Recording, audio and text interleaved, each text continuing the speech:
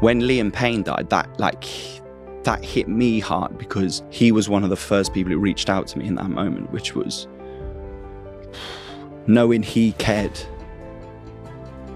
about like my mental health at the time. I think it's important to cry when you feel like you should be able to cry. Certain people would perceive as a weakness, I would perceive as a strength to show emotion. It all kind of fluctuates into that, like mental health, into your own personal health. You know, it has knock-on effects. You know, the two coincide. That was my first thought. This isn't normal. Why am I feeling like this? This isn't right. That is normal. Yeah. And you're going to have those days. I mean, 120 million impressions in a month is just like, that's going to help somebody. It's so important that, you know, as men, that we do speak about these things. The media stuff can be really tough at times. And what was your biggest protection for your mental health? Just staying offline is so important. Anyone can get caught up in things which are going on online. What were the hardest bits? There'd be one incident where I had a scrap with a paparazzi. That was me being reactive to something said to me. You wouldn't walk down the street and be able to say anything to someone with not expecting a reaction from them. As we're going in the house, I joked, I didn't quite meet the love of my life. Maybe I'll find it in the Big Brother house, who knows? I've got a girlfriend now. I have an amazing relationship with someone who is just so kind. People keep saying it's serendipity, which is like beautiful things happen in unexpected moments.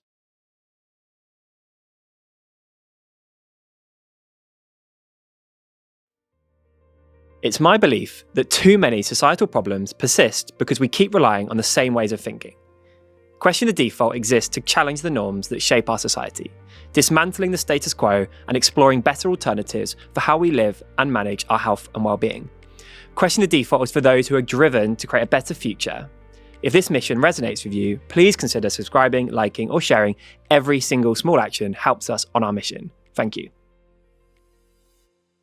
In this episode, we sat down with Chris Hughes, former Love Island contestant and TV presenter. Chris is somebody that I've looked up to for a long time, in part due to his work supporting Calm. 8 years ago, Chris Hughes fronted a campaign all to raise awareness of suicide and mental health. This was just after he came out of Love Island. I remember this moment. It was a powerful moment that gripped the nation. Like, people thought that Chris was selling a product with water-infused teardrops that people would then drink his water. Really random when you think about it, but what it did was it raised awareness of mental health. It was a stunt, a very clever, well-articulated stunt to raise awareness of mental health and suicide. Coming out of Big Brother was an emotional rollercoaster for Chris. There was huge highs and very low lows. He lived with the uncertainty of not knowing what the public were thinking coming out into the real world. But at the same time, with his new relationship with Jojo, we looked at all of this and we explored the realities of what it's like to be on Big Brother, but also what he's looking forward to for the future.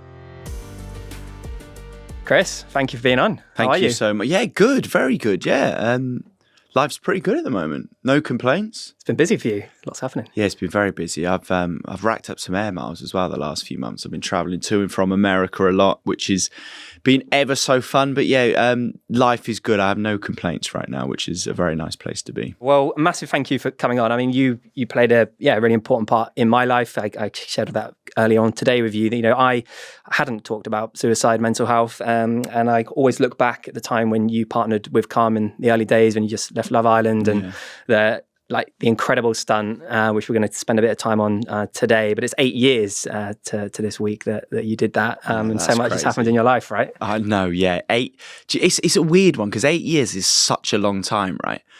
But it kind of doesn't. It just doesn't feel like 8 years. It feels like yesterday, which I find so weird. I think that even when you talk to like the Love Island days being like that long ago, I'm like, I don't feel like I've aged it yet. I feel like I'm still the same person, if you know what I mean. So obviously you mature in different ways as you grow up, but yeah, 8 years ago, yeah, amazing. And for those that don't know the campaign, like, can you talk us through like what it was all about? Yeah, Load of Chris, it was called.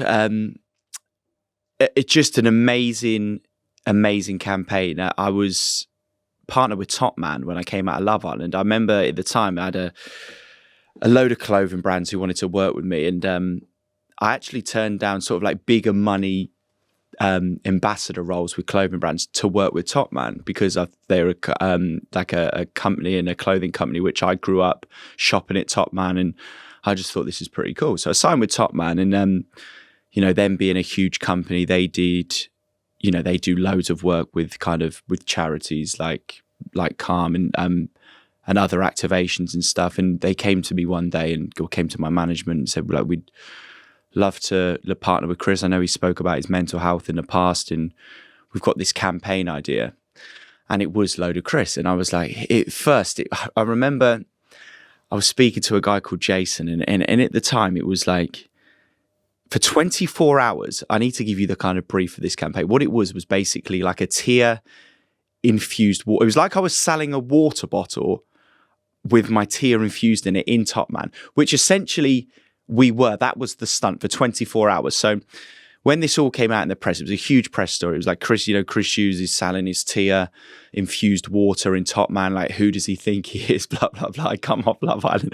There was so much hype around our Love Island series. Like, that series was like ginormous. Like, it was massive. It was like everywhere we went after that show, it was like, you could have done anything. It was picked up on kind of thing. So from a media point of view, the campaign had, huge legs to begin with. So he said, look, you're going to get a lot of stick for 24 hours. It's going to be on radio stations. It's going to be on televisions. It's going to be on all media outlets. Are you okay with that? And I thought, well, we looked at the bigger picture, and I thought, I think I'm okay. Like, I can take some stick for 24 hours. Like, the reveal of it is fascinating. So we actually physically had these water bottles done properly. So I had my tear infused in a proper kind of like factory where, we made, I think it was 50 water bottles, either 50 or 100.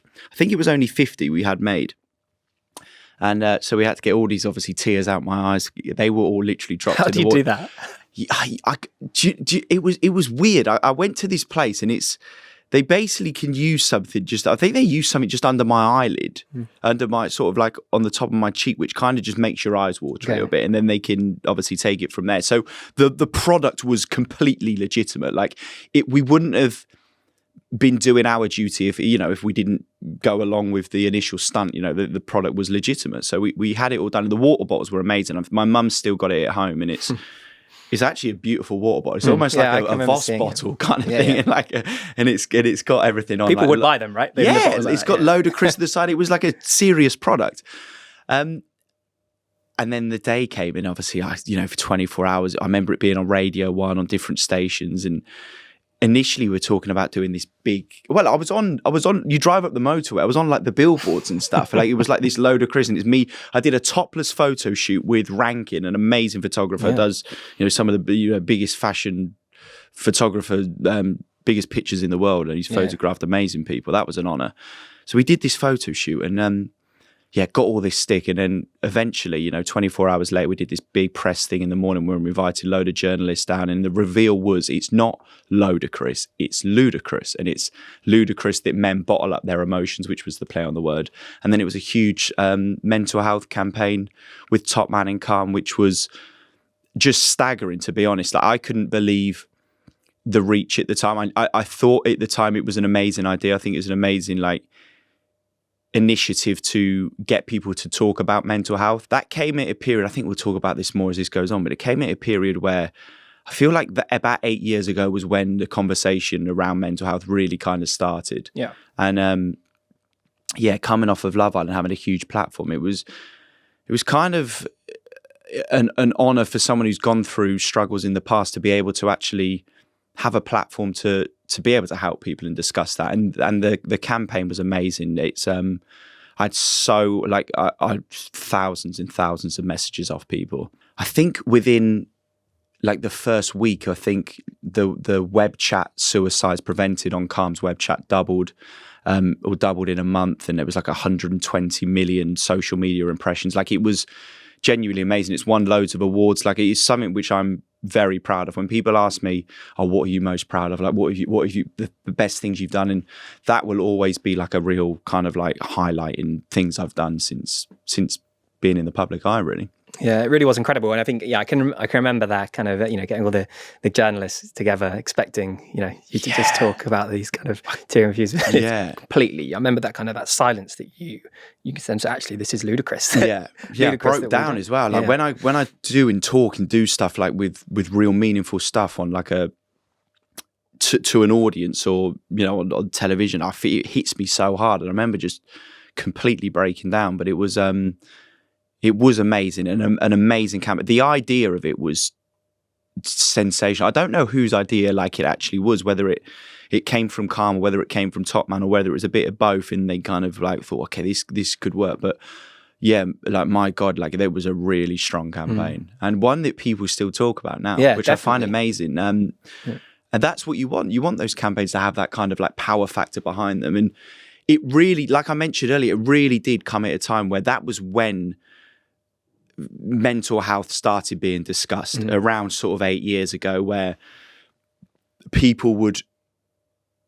you'd almost encourage people to talk about their mental health, go and speak to their friends, go down the pub and chat to their friends about them, about how they're feeling, and so stigmatized.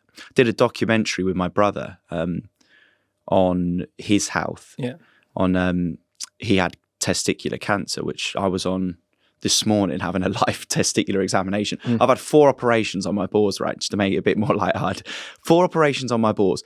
My cousins had testicular cancer, so I had an opportunity to go on this morning and do like an examination. So I thought, okay, this is something I care about. So I did this live testicular examination, how to check yourself for cancer. 24 hours later, my brother obviously watched me on this morning.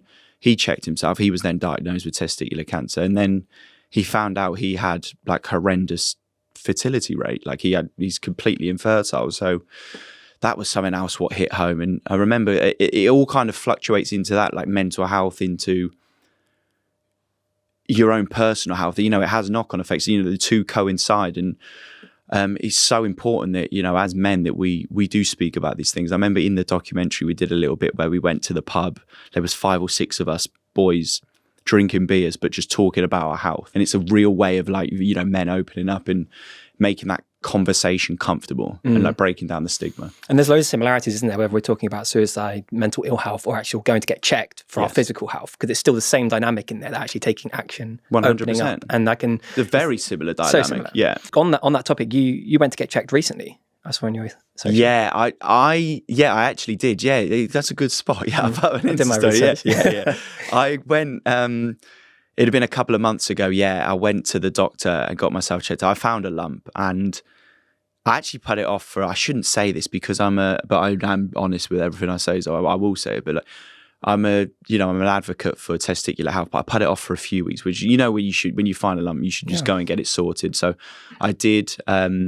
I'll always be the first person to say, if you find a lump, it's peace of mind. Like, go and get it sorted. I did an amazing show on ITV, the Real Full Monty on Ice, which for men, it's all about, we're flying the flag for sort of like testicular health and cancer.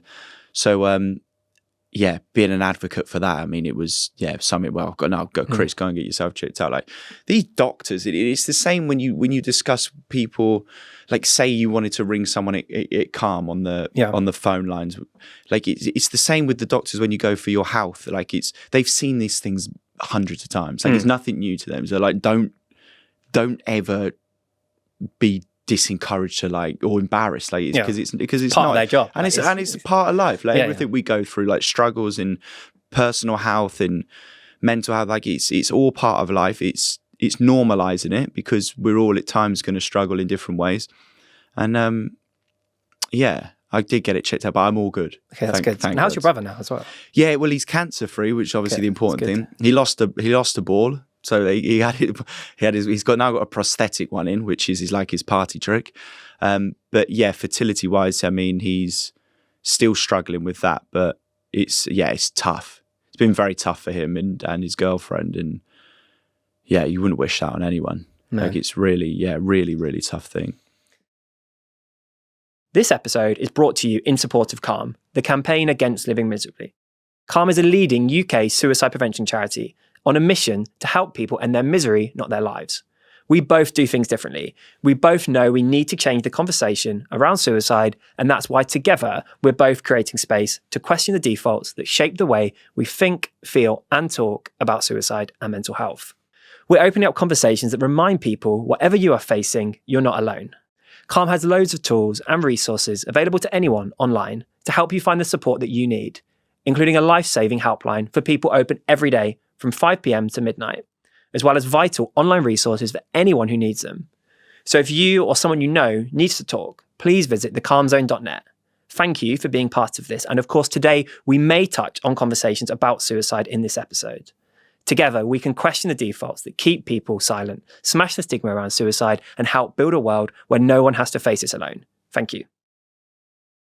Two real clear areas for you, like your own mental health experiences and then kind of your brother. But on the why did you want to be so active around talking about mental health coming out of Love Island? You had a lot of choice in what you did. So like even the charities you worked with, the types of things that you wanted to put your name to. Like, why was it for mental health for you? I think just I'm somebody who likes to help people. I feel like with it, when it comes to like, I think my upbringing's got a lot to do with that. Okay. Like my family are just the good old fashioned parents where like they'll do anything for anyone and kind of lend a hand. So, you know, if I can use my platform in a positive way, the same way like I'm coming on here and I'm chatting with you and we're doing a podcast, because this is all part of the mental health movement. It's kind of like making it all kind of like literal, like we're talking in literacy and mental health is a huge thing. Podcasts, adverts, the way that it's now openly discussed is only going to help people in the future. So I think for me, it was like having such a huge platform was an opportunity to help people, and it did, and that's why I say it's always been like that will always be like a proud moment, like a legacy thing, right? Yeah, doesn't matter what you go on to do now. Yeah, and there was so many cool things about that campaign, the Load of Chris campaign, where it was like the rank and shoot, you know, partnering with Top Man and Calm, and actually doing like the tear infused water bottle and making a product. There was so much to that campaign which was really cool, but it was so hard hitting. And yeah, I honestly, I'd love to have recited some of the messages for today from what people would have sent me at the time, but it was, pretty incredible. Yeah, what was the sentiment of some of the messages? I know you can't just like how it's helped people's friends, family. That was in like the aftermath, a week or two later, people direct from people saying like it's helped them, and they didn't know what Calm was. They didn't realize you could pick up the phone and speak to somebody who was a complete stranger, but someone who wouldn't judge you and who would understand what you're going through. Seeing like the response to, you know, how many social media impressions it had, and you know, I mean, 120 million impressions in a month is just like, I mean, that's going to help somebody. And if it helps one person, it's done a good job. Do you know what I mean? So yeah, totally. And we're going to look at like kind of your life from now back to that moment, but like life before that, like before Love Island. Obviously you're massively into your sport. Yeah. Like you come across as a guy in the UK, loves his sport. Loves sport. Exactly. And like those spaces are normally quite macho, typical, which isn't normally conducive for good mental health, classically. Yeah. But I think you're spot on in that period of time, 2017, 2018, 2019, things did change. But like your life as a guy growing up, playing sport, how was your mental health in those moments? Yeah, it was good until I was about 21. But I played sport my whole life. I went on Love Island when I was 24, just for context. So that's when I started doing all the TV stuff. But yeah, grew up, I played every sport. I wish from a personal point, I just focused on like one or two, but I played everything: tennis, golf, football, cricket. Like I ride racehorses, like kind of just any sport I could play, snooker, like I would just play it. Did you ride racehorses even when you were like younger? First rode racehorses when I was, the first racehorse I sat on, I was 12, yeah. Oh, wow. And I started riding horses when I was about 8. They are, that's actually a perfect link into this discussion, but they are like the best things in the world for mental health for me. Like being, I just owe a lot to racehorses and just horses in general. Like they're like what I always say this, what people get from dogs, I get from horses. Makes so sense. It's that comfort, it's the being on a horse is like you feel free. Like you feel so free. Like if you're galloping wherever you may be, middle of a field, up some gallops, at anywhere, on a road in the middle of nowhere, like you feel free. It takes you somewhere where nowhere else can really take you. That's why I say like horses are so special and we owe so much to them. But yeah, I mean, just, you kind of feel like a cowboy. That's what I always say. And you do, and you like, it just frees you up. Same way when you step foot on, you know what it's like when you step foot on a football field or playing sport. It's like, it gives you an opportunity to forget all your worries for 90 minutes or however long it is, kind of thing, because you're just like focused on that. And it's distraction. And the distraction for a lot of people can be a massive help when it comes to their mental health. It is for me, I think, being busy, occupied, when you feel a bit rough and you feel a bit low, or you have your down days, I feel like being active for me is like my remedy. Even if I remember when I first struggled, when I was like 21, I had this was before, like I said, like it's like 3 years before I knew anything about mental health. I knew stuff about mental health when I came out of Love Island. I started working for people and seeing and hearing these discussions more frequently. But before then, I was like, why am I feeling like this? Why am I feeling like I had like this wave, and it was every night, and it lasted for a while. I saw a hypnotherapist. That was one of the first things I did. Weirdly, or not weirdly, whichever way you want to look at it, he checked up on me about a year ago, which was really nice. This guy called David, and he was like a cognitive hypnotherapist, and he'd seen some stuff in the press, and that was very sweet of him. He reached out to me about a year ago, which was very nice of him, because I must have seen him 11 years ago, which is it's nice to see people care. I wonder what triggered that for him. Yeah, I don't know. You know Maybe he saw an article, maybe he saw something, and he thought, I spoke to Chris once upon a time. That had a big impact on you back then. Yeah, that was like, I thought, okay, maybe I need to see someone like a psychologist, hypnotherapist, that kind of thing, someone who can get into my mind. Because I was unaware. I didn't feel like at the stage I thought, God, this isn't normal. That was my first thought. This isn't normal. Why am I feeling like this? This isn't right. Now I know that when I feel like down, I feel a bit low, or I get anxious, that is normal. Yeah. And you're going to have those days. And I have my ways of dealing with those now. And my ways of dealing with those are, I've taken a lot of strength in the fact that I've overcome it before. So in my mind, I'm like, well, I've actually overcome this before, and this feeling. So I'll do that again. And that for me is like the first thing I tell myself. And the second thing is just I do things what make me happy. I have games on my phone. Like I have a snooker game, and that to me is like, it's something I do when it's something I just do when it relaxes me. Even little things like that, going out walking, playing golf, all the stuff I do, all the stuff what makes me happy. If I do the stuff what makes me happy, it's going to make me feel better. And I feel like it's so important to your physical health with your mental health. I think obviously the two, coincide with each other. And everyone has their different ways of dealing with things, but yeah, those would be mine. I feel like there's a lot of similarities. I love that idea of just like self-talk that you give yourself. I've been here before, and therefore I won't be here again. I think that's I think that's one of my biggest strengths in life, is the fact that I know I've struggled with my mental health before, but I've come through it. Yeah, and I've had some of my best days of my life after that. So it's knowing that if I do have down days, if I have days where I feel really low and I'm like, why is this come on? Because it can come on out of nowhere, literally. It can come like a wave what takes over your body. But I know that I've beat that before, and I've overcome that, and I've dealt with it, and I've reduced how I was feeling, and I know that I can do that again. So that's why I tell myself, it's almost like I know myself better because of it. Because you've been there, and you know that it can get better. And it's so interesting, because I grew up in Cornwall, support an average North East football club. You grew up in Cheltenham, you know what I mean? The similarities in that kind of, and I would just always be outside. I'd always, not on the horses, but like always football, golf, tennis, cricket, anything I could play to just get me out of, sadly losing my dad to suicide at 12. I just put myself into sport every single second, and it was a good escape. But the like issues were still there, if that makes sense. And I couldn't put a name to them. I didn't know what it was. I just felt like tense, and my chest would hurt. Yeah. And it wasn't until again, like similar to you, like I was exposed to education on the topic that you could then look back and kind of make sense. Yes. And I sometimes, and I don't know if you do this, I sometimes look back at I remember I would go on trips to Cheltenham from Cornwall. We'd go out for the races and go to Newton Abbot and Exeter. That was just like a thing that we would all do as a group of friends, and even in a family. And I remember being in those moments, looking back now, and how much I was struggling. And I kind of worry sometimes for about rural areas. Yeah. I don't know about you. No, it's true. You look at like, obviously my family are from a farming background. My family will live on a farm still. I think when you look at sort of like suicides in the UK, it's, that is an industry which is hugely apart from it. It comes with its loneliness. It comes with its you're in your own thoughts a lot of the time. You think if you're sat on a tractor, you're sat harvesting in the summer, it's long days, it's late nights, early mornings, it's trying to make ends meet in an industry which is tough. Getting hit left, right, and centre at the moment as well. Completely, which is absolutely brutal. I think from that perspective, what you were saying there, being hit left, right, and centre, I think the farming industry is one which they needs looking after. Yeah.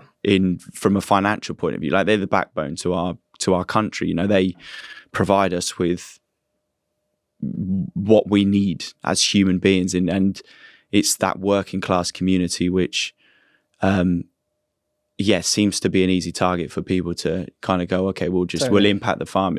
But when you go to like mental, that then has a knock-on effect to the mental health and industry, which is, has the highest suicide rate. Yeah.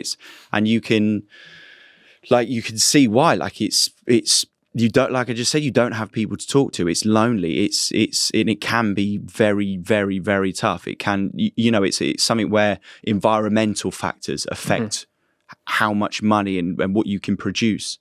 And it's a hugely tough industry, but a hugely hard-working industry, which, it gets affected by so many things, which doesn't need to be affected because, like you say, the mental health of those types of communities and people who live in rural areas is, there's a lot less going on. Some things in life you can live without, but food, you can't live without. You should be as I always say, it's the proper backbone to our community is the farming industry. Yeah, and I hope that it's different for like guys growing up in those areas where we were. I think it is, but I don't think there's still enough like being done. But in your life, that then obviously going on to Love Island, life completely changed. What was your biggest protection for your mental health? What did you do to look after your mental health? Who supported you in coming out of Love Island? What did that look like? Yeah, it was tough. Like when I came out of Love Island, it was because the series just blew up while we were in there and it became so big.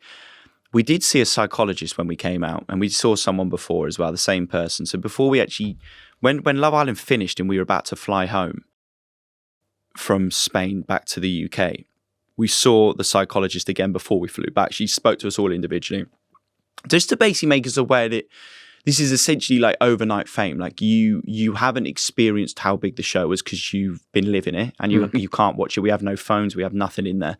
So when you go home, things will be very different. And it was, and I couldn't believe how big that show was. Like it was nuts. Like it was like nothing ever seen before. I mean, it was crazy. Like you just, everything had changed. And for me, it was tough because I don't watch loads of that type of TV. So when you're then seeing how people react from like a press point of view, I think it took me about probably a good year to like learn like what not to react to, what like just don't react because it just makes everything worse. And it was kind of like I was adapting to a completely new environment and a new life and a new lifestyle.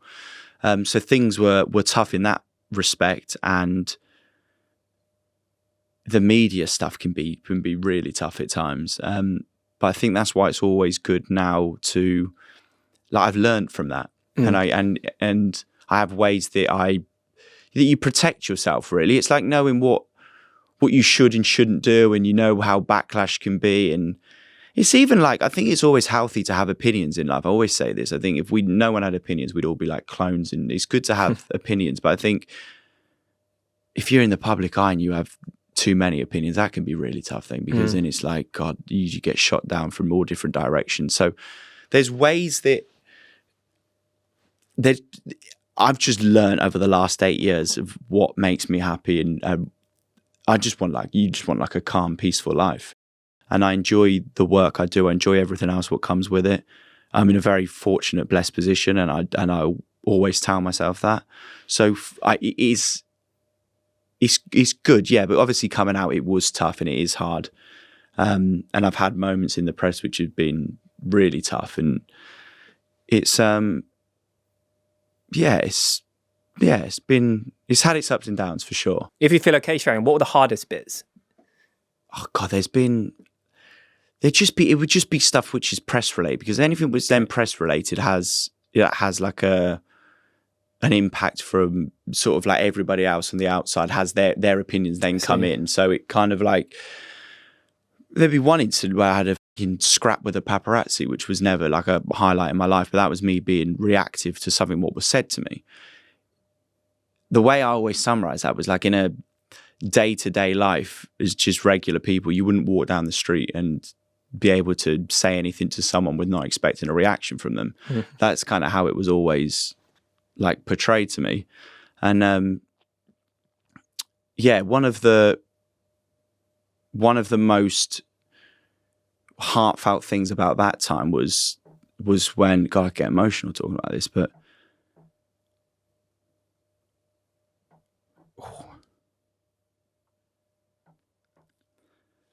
God, this is where I get part of the talk. But I say with that thing,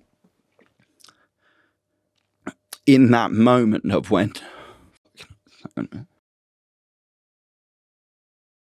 Liam Payne died, that hit me hard because he was one of the first people who reached out to me in that moment, which was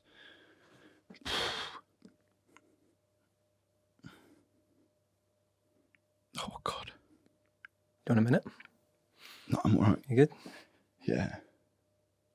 But what was like, but obviously, you know, seeing everything what happened to him was obviously extremely upsetting for millions and millions of people, but knowing he cared about like my mental health at the time was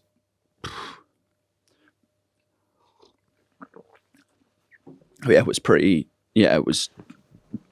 was tough. That was tough when I saw the news about him because he reached out, he sent me a message and basically said, look, stay strong, like don't worry about what people are saying to you. Essentially along the lines of like, I know he actually sent me the morning after that incident and was just like, I know you'll be anxious. It happens, it's normal, which is basically normalized it to make me feel better, which I thought was says a lot about the person his he character. was. Yeah, big time. So when we saw that news, oh my God. That hit you hard. Oh yeah, proper. First thing I thought of was how he was to me when like I was going through like a struggle. So Yeah. But yeah, it's such and thank you for sharing that. No, it's fine. Of course, Yeah, not easy at all. But you were then, like you said, you're not the everyday person walking down the street. If someone says something to you, you're going to react. Yeah, that was what it was. It was like you just got abused out of nowhere. So I reacted to it, and then suddenly my reaction's what then allows people to have like an opinion on you. Yeah, I see. Like and most people would he's like would kind of like took my side of it, but you still have the toughness like of other people, and you still get that whole kind of my anxiety from that situation lasted for so long.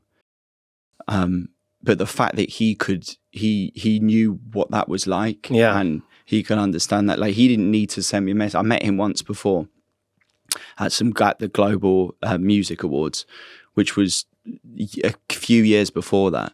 So he didn't need to reach out to me, but that shows a lot about the type of character he was. Yeah. No, it was so incredibly sad, and it's kind of hard to kind of even get your head around, isn't it, to make sense of what happened in that moment. But at the same time, I wonder how many people he did that to when he saw the press impacting them. Yeah, and there's kind of like hidden stories that he probably just did off his own back when he could see. So ridiculously sad. Yeah, so sad. Yeah, and so that idea then of like kind of the ripple effect that then comes off the back of these moments is kind of hard to control, right? Like in a position that you've been, how have you been able to put some of those boundaries in and kind of almost like, do you like turn a blind eye to some of it? Or I think ignoring stuff is a huge strength. I think when things happen in the media and things happen where people have an opinion on you, I think just staying offline is so important. Yeah. I think we can all get caught up. Anyone can get caught up in things which are going on online. Mm-hmm. It's the same way I don't like, this is a weird one, I don't watch horror films and I don't watch like any documentaries which are like, I don't watch like real life like murder or crime documentaries and stuff like that, because I don't really like them. I don't like the psychology behind them. I don't like horror films. I don't like the way it makes me feel. Yeah. So I actually just don't watch them, because that's me eliminating the fact that it can make me feel a bit weird. Watching horror films and being like tense and on edge, like, is not a feeling I want. So that's why I don't watch them. And it's the same with just staying offline. It's like such a huge, some days, like, I think it's important to know what's going on in the world, but I don't like watching the news because I don't like seeing all the bad. I think it's important to be educated on what's going on in the world, but seeing like all the bad is not nice. Yeah. And that can affect the way that people feel. And how, in moments like Big Brother, you know that there's then going to be a ripple effect. How do you then pick the moments and what you then go on to do, knowing that there's going to be that kind of side effect of people talking about you, people making up their own opinions? Yeah. How have you managed to do that since Love Island? Not just Big Brother, but on other things that you've chosen to do? Yeah, I think with me, I just am who I am. So I think what you see is what you get. Like, I'll never change. Like, I'm comfortable with who I am. I'm comfortable in my own skin, and my personality is my personality. So I am who I am. I would never try to be someone else. So I can never really control too much what I do in front of a camera, because it's just me. So when I go on like shows and do other things, I'm just me.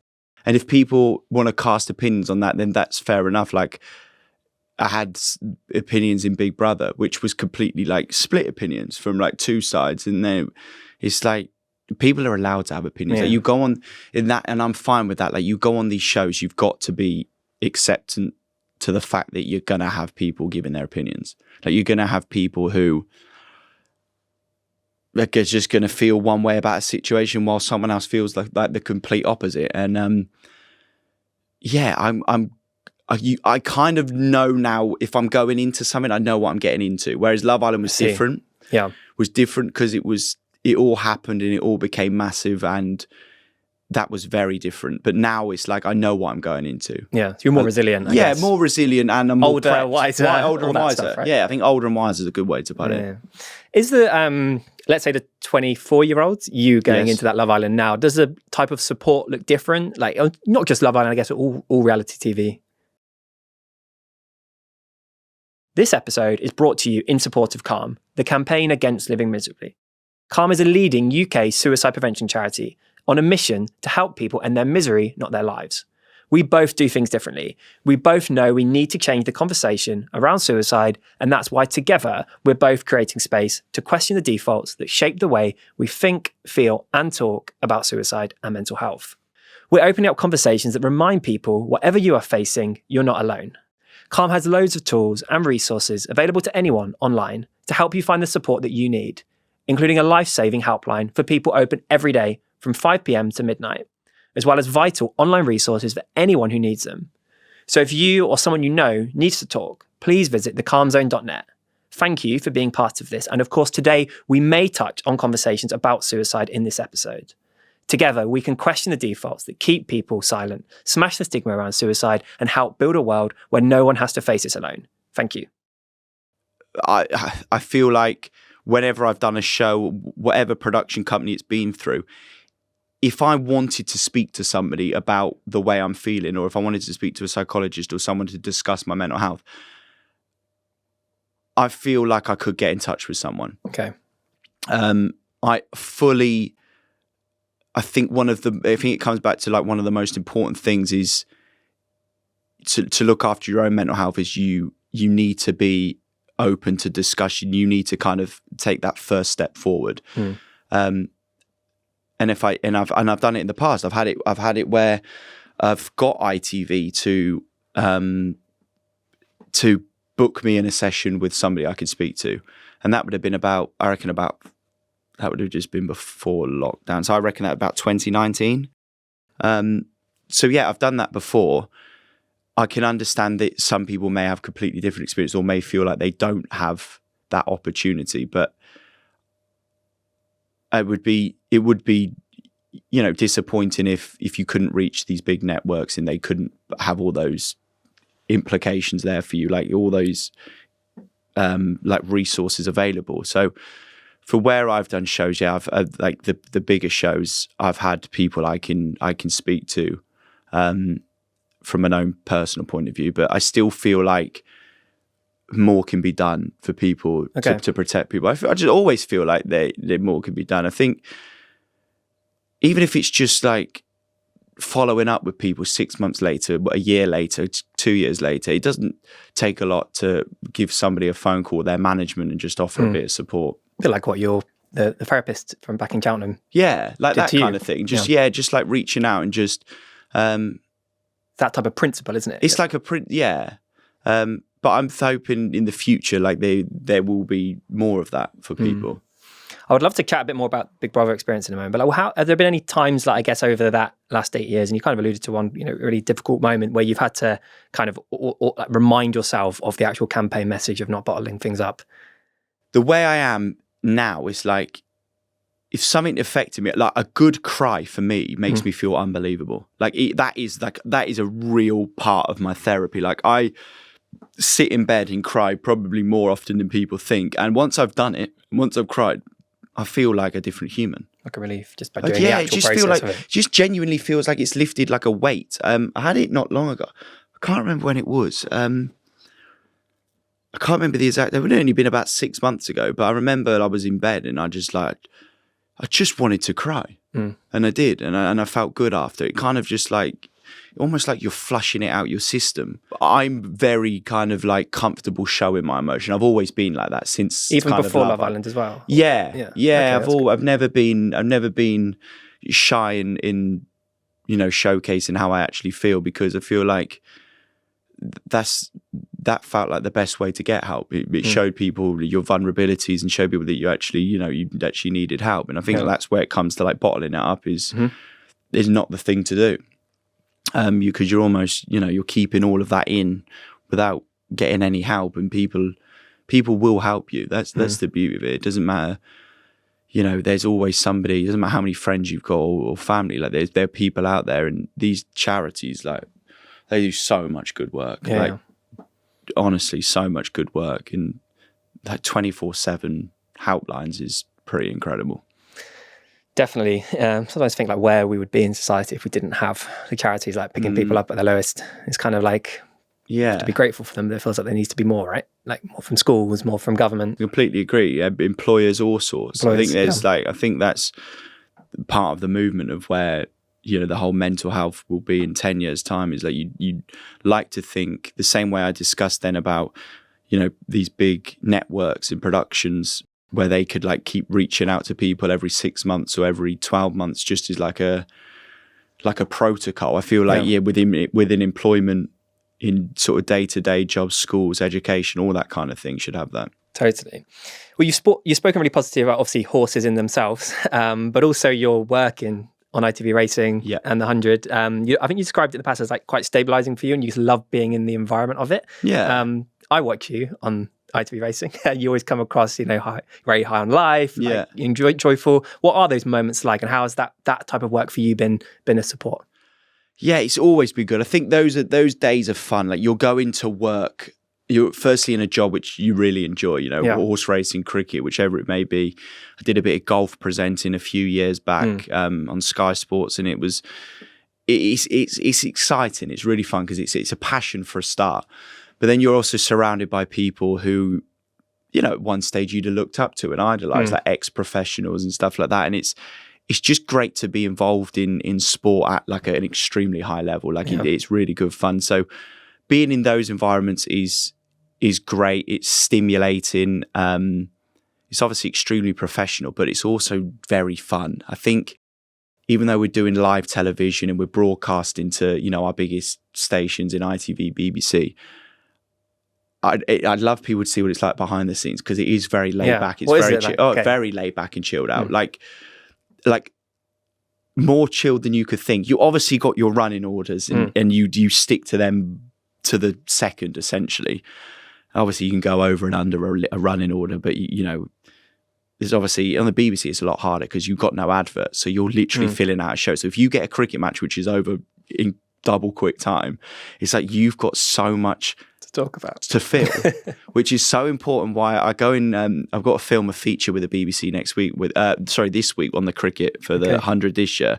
But like those features that you film can be so important because they go in the pre-match coverage on the live coverage as pre-records, but they can also be used as great fillers. If you get a short game, you can drop something in just to take up time because on the BBC you can't just throw to adverts and stuff, and on ITV it's obviously like with horse racing, it's like you know the times of the races. I think the running order's a lot easier because you're not dependent. Got that half an hour, 40-minute window. You're not depending on like the live coverage to kind of determine how long or how short you're on air essentially. But it's fun. The people I work with, incredibly fun. Everyone's got so much in common. Yeah. And I feel like that's a big part of life as well, surrounding yourself with people who you've got things in common with. I think that's how most strongest friendships are formed, in terms of like the people that you relate to the most. And I think that's always nice. I play a lot of golf and tennis with my girlfriend now. Nice. And that's something which is something we do away from when we're just chilling.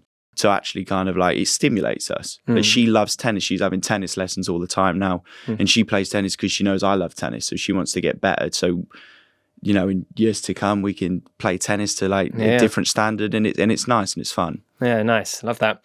You talked about those unexpected friendships that you mentioned. Have you made unexpected friendships with the 100 or the horse racing as well? You say like you're idolizing these people as well at certain parts of your life. Like, do you still have that same like? I feel like I'm friends with anyone who's like just nice people, and so I've got obviously Ollie on the racing, who I did a lot of work with for like the last 4 or 5 years on ITV, and then people like Michael Vaughan, obviously England legend, cricket, Yorkshireman, but like when we work on the cricket, because we just have fun, and we don't take it like. We're not just like, whoa, serious 100% of the time. And it's nice to kind of just be relaxed. And with people like him, it's good. We have a laugh. And even when we're on air and we're doing the coverage, we have a laugh. Like he can throw to me and we'll have a little back and forth, a bit of banter. And I feel like that helps towards the coverage because it kind of like eases it all up for everyone kind of thing. Can you get into football? It's a tougher one to get into, isn't it? It's a tougher one to get into. I want to do some work, hopefully some more work this season. Now Sunderland are back in the Prem.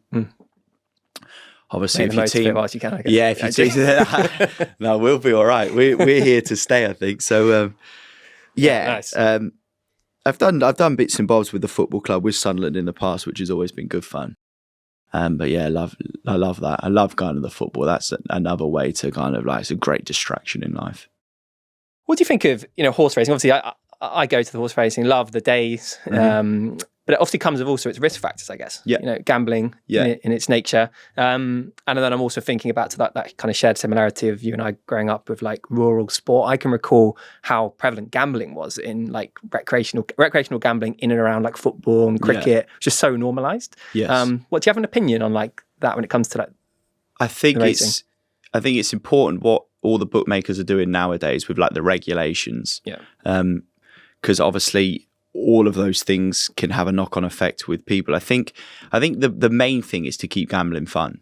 I'm an ambassador for a bookmaker for Coral. I'm a horse racing ambassador.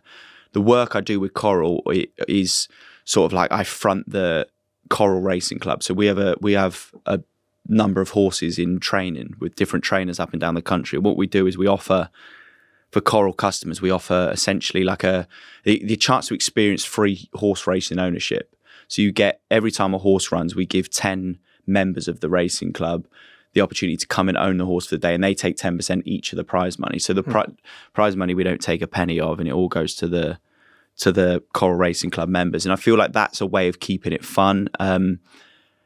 There's so many implications in place now and restrictions and sort of like almost. Well, it's government kind of like rules as to, the way that it's all done now, because it wasn't even that long ago where it was like you could deposit everything you had in a day and nothing was done. So it's definitely good in the respect now that it has its spending control limits on it, because that can be tough for people. Yeah. Obviously, it's, again, there's many addictions which can lead to mental health struggles. That being one of them. Obviously, you've got other. There's loads of addictions, and that that can be a huge struggle to people. So I think it's so important to remind people that even in situations like that, there's obviously people you can speak to. The same way with your mental health, and you can pick up the phone, you can talk to people. The same way for people with the addictions as well. It's so important to understand that help is there, and you can speak to people, and there's these resources available. You mentioned then with your girlfriend, with sport, new relationship, which the whole world seems to be talking about. Take us back to Big Brother. What's your reflections? How life's changed, right? Yeah. Oh my God, crazy. Like going into Big Brother, I joked in my the pre-recorded interview we did for like the VTs as we're going in the house. I joked, maybe I'll meet the love of my life. Like tongue in cheek, I've got a girlfriend now. And that all happened. And that is crazy to say. I mean, Big Brother was like a whirlwind. It was 3 weeks. But it felt longer than Love Island. I don't know why. Maybe that's because we genuinely, like at least in Love Island, you go outside and you can kind of like see a horizon and things in the distance. In Big Brother, you are like caged in, and I guess that's why some people. It's quite hard to make sense of, right? To even think of. Yeah, it is. It's not normal. It's caged. You are caged, but that's part of the social experiment. You know what you're getting into. So it felt like it was longer than 3 weeks, but what an experience! Yeah, and initially. With Jojo, I made like a best friend. I made somebody who was like my support system in there, and that was one of the things. That was one of the things which people couldn't understand in there. It was like why these two are like segregating themselves from everyone else in there. But I was thinking, hang on a minute, we're on a TV show, right, where you're just living. There's nothing to do. You're just living for 3 weeks, right? So I kept thinking to myself, why are people annoyed? Like, why would you not hang out with or spend time with the person you want to spend time with? Well, you're just trying to get by until the end. Do you know what I mean? You're just trying to, you're just living in there. And there's nothing to do. Obviously, when you've got the challenges and stuff, that obviously fills it out and makes it the days more exciting and more busier. But aside from that, there's there's nothing to do. We're in a house. So I'm going to hang around with the people who stimulate me, who make me the happiest, who make me, feel good. So, and that's what I did. And from there, we obviously, after Big Brother, a month or so later, we kind of like rekindled and met up in Mexico. She was out there performing at a festival. So I flew out to surprise her, which was really nice. And then spent about 4 or 5 days with her and her family in Orlando as well, and before flying home. And that's kind of where it all started. Yeah. It's amazing.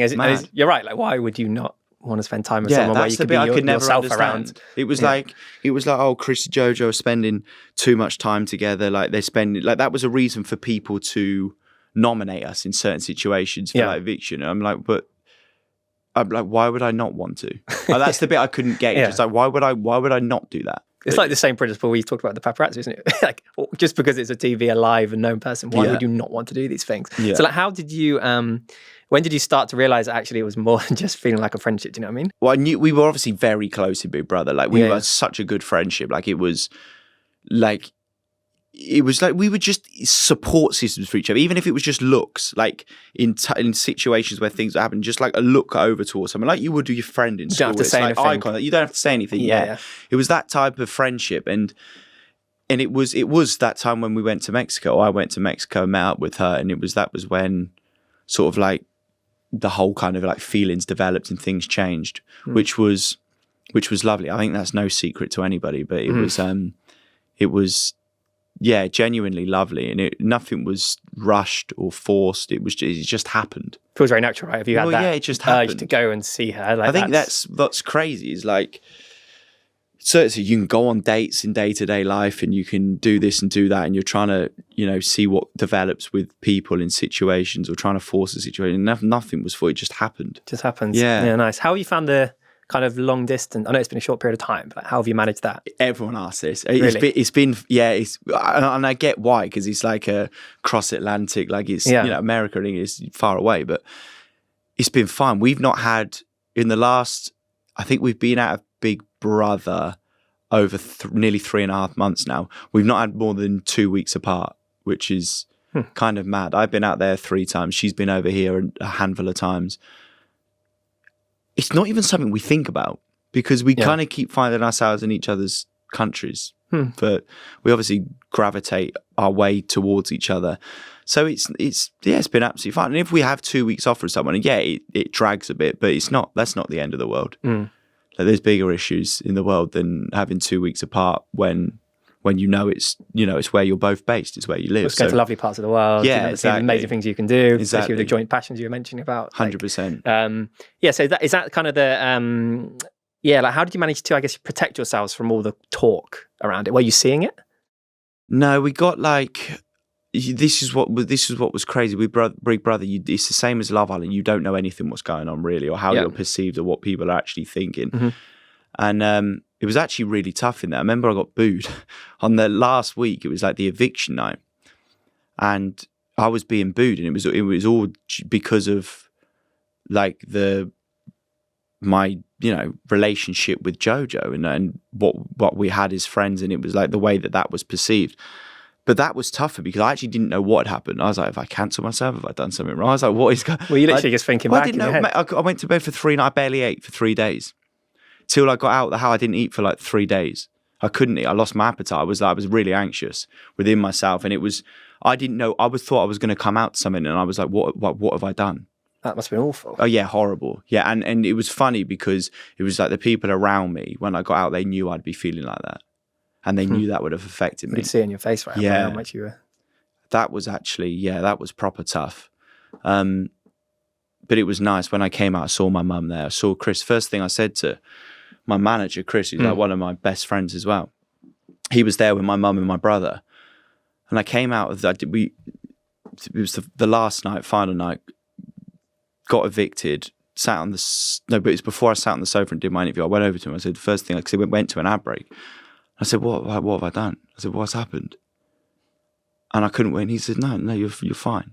And like that just like reassured me. I was like, it was horrible. That was an awful thing. Yeah, it was a weird feeling because I think it was like, I think the final was on, I can't even remember what day it was, like maybe a Friday or something. I think it was a Friday. Okay. But it was, I think like the first of the eviction was like a Monday or a Tuesday. So it was since then I got booed. And like that was me done for the rest of the week. Like I had no appetite. I couldn't eat. I remember lying in bed one night and I was just waking up and I was trying to relay things in my head. If I said something I shouldn't have said, but I couldn't work it. But it was, But in reality, it was. In reality, it was my friendship with Jojo. And, and again, that was something where it was fun. That was afterwards. We did then the after show, late and live. And that was when I started to realise I had no idea. I didn't know what was going on. I didn't know what any housemates had said about me because you don't see what's said in the diary room. So I didn't know. It was after the whole rap party that night where I got home. I got my phone back, and then I went down like a rabbit hole of like, and then I was like, Jesus, like this person said this on Big Brother. This person said this, and I was like, I don't know where that's come from. In terms of like, I didn't know people could be triggered by stuff like they were. And it was, I was just like, whoa. Because obviously you're just in there living. Like you have no idea what's going on kind of thing. But no, it's all right. Like it was fine. I was, I dealt with it. Yeah. The kind of like the way you do. And I wouldn't have changed anything. I wouldn't, of course not. Like that was just me in there. Like that's how I am. And there was, but in amongst all of that, there was so much like lovely stuff. And this was the thing, what's amazing. It was like, someone would have this opinion, but the other person would have this opinion. And they were like the complete contrasting things. And and I always say it, so I don't mind people having opinions, because I always say like, it's good to have your opinions on certain things, because it, we'll all be robots, right? Yeah. Again, saying that. Yeah. No, I feel you. But that last week was hard. Yeah. Yeah. That's quite hard, I think, for the everyday person to imagine. There was a time in there where I just wanted to go home. I literally just wanted to be on my green sofa. I got a green sofa at home, which is just heaven. I love sitting. I just sit on it. It's like my calm, happy place. I'll drink a cup of tea on there. I'll watch TV. I'll put my foot up on the coffee table. And that is where I'll make my happiest, like straight up. Like, I don't need like materialistic things to be happy. Like, just being sat on my green sofa. All I remember, one day I was so upset in the diary room, and I was like, all I was thinking, I was in there for about over an hour, and you never to go in the diary room for that long. And I was like, I was uncontrolled. I just didn't want to be there. And I was just wanted to be on my green sofa. I just wanted to be It's kind of a whirlwind, doesn't it? So many emotions. That was like one really tough day I had in there. Okay. And it was about midway through, and I just, all I was thinking about, I was just like, I just want to be at home. And now it's almost a completely new phase, right? What does that look like for you? Big, broad question. Yeah, it's no, life is great. Life is a beautiful thing. It's very exciting. I have an amazing relationship with someone who is just so kind. Like, they treat you like you're the only person on the planet every day, which is just a really, really nice place to be. And it's something which I'm very grateful for. And yeah, people keep saying it's serendipity, which is like where kind of like beautiful things happen in unexpected moments. And that was that. So yeah, it's a lovely word. That British word, apparently, English word, serendipity. There we go. Beautiful word. And also what you're saying, like something in you felt like something was going to happen going into it. He said, but maybe it didn't. I was like tongue in cheek. I was like, oh, maybe I'll meet the love of my life. That wasn't like, that was just me being stupid. Like, I'd never thought that in a million years. But here we are. Yeah. And so this kind of US, UK, you're loving it at the moment. Like, where do you see the rest of your life? I don't know. I don't know. People keep saying, God, one of you's got to do something or commit, because you can't keep traveling like this. It would like wear you down. And I'm like, yeah, fair. I know what you mean. There's a lot of like my jet lag has been, oh God, I've struggled with, like, it's coming back from America. I'm fine going there. Because then I'm excited. I'm with her, so I can stay up all day, and then I can sleep at normal times. But when I come back and then I'm on my own, it's like, God, I'm all over. My jet lag is all over the shop. Yeah, like bad. But something will shift eventually. Yeah, Jojo's on tour in the UK, right? Yeah, I got that wrong. Yeah, she's here at the moment. Okay, she's left her in bed this morning. Nice. So I left her in bed but she's actually getting up. She's got like press stuff to do today, so she had a lie-in until like, I think 9 o'clock this morning. Okay, nice. So yeah, and I dragged you out of bed. So. You dragged me out. No, it's good. It was a good drag. Love it. Okay, and just so let's go back then to the beginning. We were here talking about the Calm campaign. Yeah. 8 years on. If you were to do a campaign of a similar nature now, what do you think? I haven't prepared you for this question. What would be the core message that you'd like to land if you're doing a mental health suicide prevention campaign now? Wow, what a question. I'd want it to have elements of the Ludicrous campaign in the respect that it's something which is going to generate an impact with a strong message. I think that's so important. I think the way that we see people advertise, I'm talking like restaurants and stuff nowadays, they can do clever things on Instagram and TikTok now where you're advertising a product by getting people's attention in the first few seconds by doing something completely off topic, I know what you mean. Right? Yeah. So I feel like that's an amazing way to kind of like, if you can engage people's, what's the word I'm using? Get their attention. Get attention. Yeah. If you can gauge people's attention, I feel like initially that is like the best way to get people to really kind of like home in, and then it's delivering. I don't know what I deliver though. Delivering a campaign which is, because that load of Chris has got there's a lot to live up to in that. Yeah. That was an amazing campaign. But it has that similar hook to it, doesn't it? You know, this idea of that you kind of, people expected you to be modelling, right? Yeah, they did. With a fashion brand. Yeah. That was kind of by nature, but it was the product, wasn't it? It was like, that's interesting. Yeah. So it got people's attention. Everyone looked at it. Then the message came. And the fact that it was on those billboards, it was in London on like, you know, it was on the motorway, or like you drive up the M25 and you'd have Ludicrous and big lit up, and it must have been quite fun. Initially they wanted to they were going to get a huge projector and put like the campaign on the Big Ben or the House of Parliament. That was the plan, to get it all lit up on there to generate again people going like what is going on, why like tear infused water, like what is going on. But the message was incredible. But that's nice. Something I don't know, I'll have to think. And what about, it might not have been a long enough time yet, obviously mental health in the US and the UK, I think is perceived quite differently, even though what language that is used, the vocabulary around talking about mental health. Have you seen any differences as of yet? I know it's been...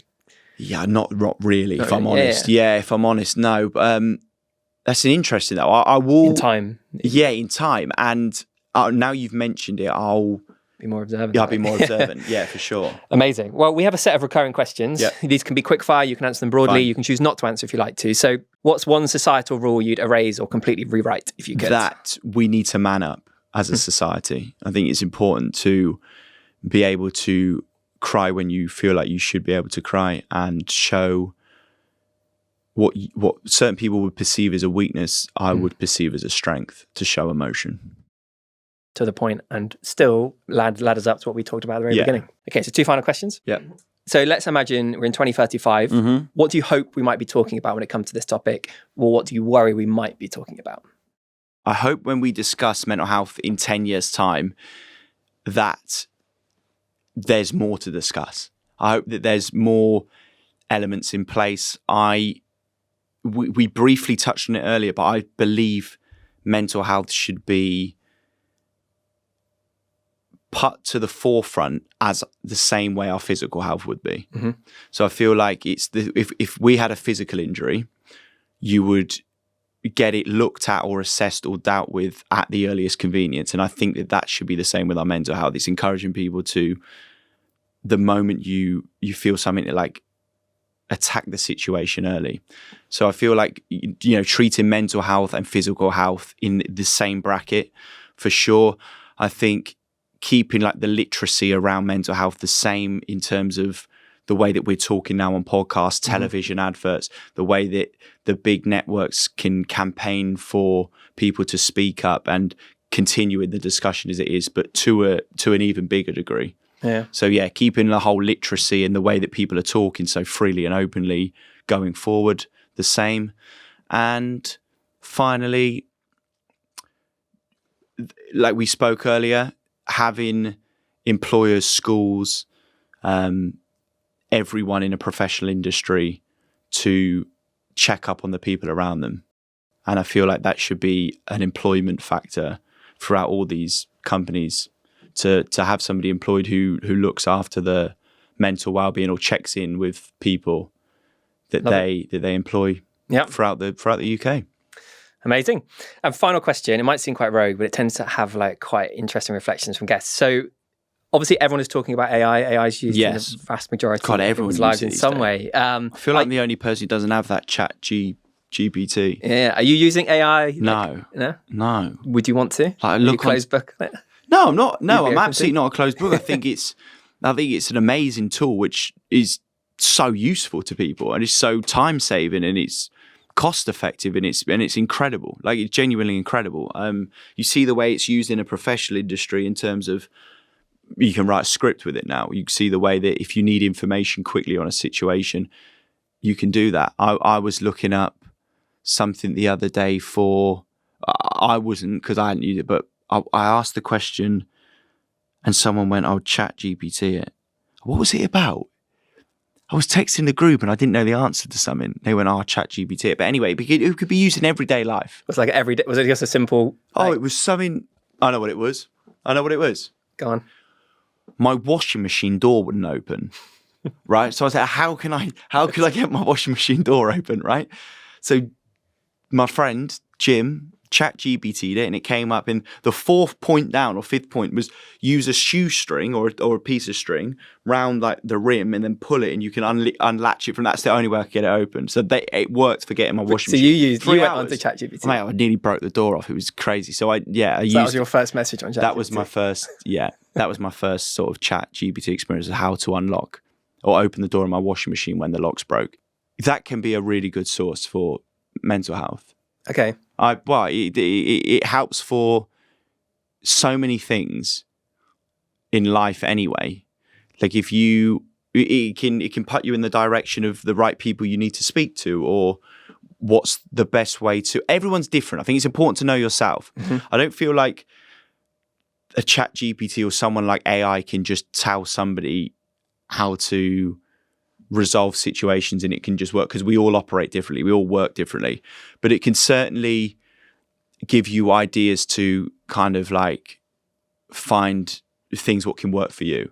And I think with mental health, a lot of it comes down to like trialing things and doing things for the first time, or getting outside and being active if you're not already, like all those little things which can boost serotonin, just make you feel be feeling a little bit better as improvement. Do you know what I mean? So there's certain ways that it can probably help. Yeah, I like that. So you might be a bit more open to using it beyond the washing machine. Yeah, apart from the washing machine. Yeah.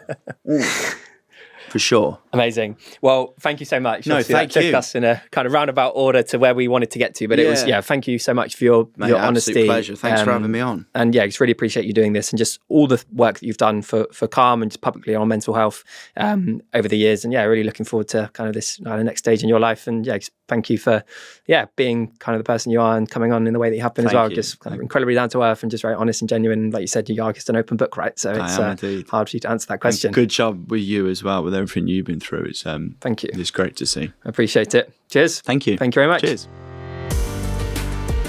I absolutely love sitting down with Chris, and that whole conversation was something that I'll always remember. I think he is how he appears. He is an open book. My biggest reflection is just how honest and vulnerable he is. Of course, we wanted Chris on to talk about the campaign and the work that he did to support Calm 8 years ago.